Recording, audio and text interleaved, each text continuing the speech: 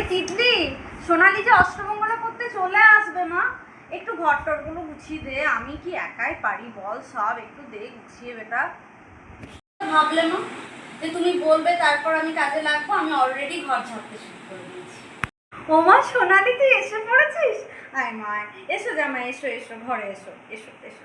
মা একটু জল মিষ্টি খা। জামাই তো তোর বাবার সাথে ওই ঘরে গল্প করছে, শ্বশুর জামাই। তা বলি হ্যাঁ মা, জামাই শ্বশুর বাড়ি সব ঠিক আছে তো মা? না এবার শুনলে মা আমি কেমন আছি, আর তুমি আমার সাজসজ্জা দেখে বলছো আমি খুব ভালোতে আছি, তোমার দেখে মনে হচ্ছে। তাহলে বলি মা, সাজসজ্জার গয়নাটাই কি আসল মা বুঝিয়ে দেয় যে আমি খুব ভালোতে আছি?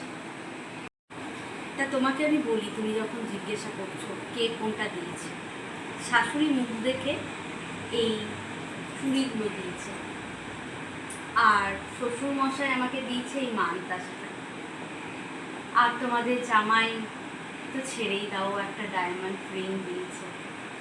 কিন্তু মা এই গয়নাগুলো আমাকে পরেই আসতে দিয়েছে, মানে হচ্ছে গিয়ে গিয়ে পরে এগুলো সব শাশুড়ি আর ননদদের হাতে তুলে দিতে হবে।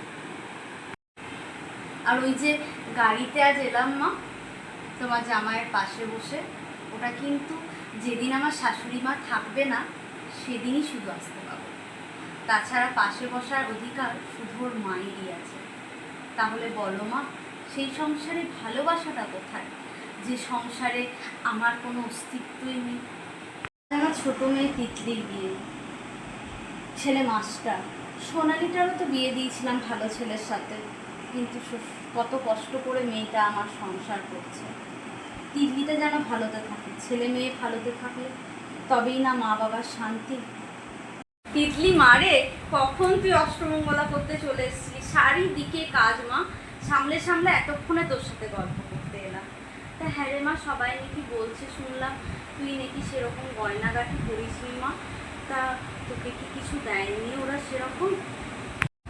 আমি জানি মা তুমি এই কথাটা জিজ্ঞাসা করবে, দিদিকেও করেছিল অষ্টমঙ্গলার সময় এসে, কিন্তু তোমার মনে আছে কিনা জানি না, দিদি একটা কথা বলেছিল যে সোনা দানাটা কিন্তু আসল নয়।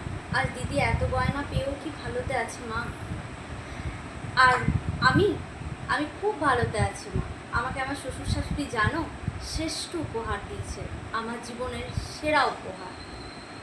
আমি যেদিন প্রথম ওদের বাড়িতে পা দিলাম মা, প্রথমে আমার শ্বশুর মশাই আমাকে বরণ করলো, ওটা ওদের বাড়ির রীতি।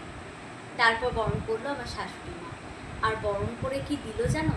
তাদের ছেলেকে হাতে তুলে দিয়ে বলল, আজ থেকে এটা তোর, তুই ওকে দেখিস। আর ছেলেকে বলল, আমার মেয়েকে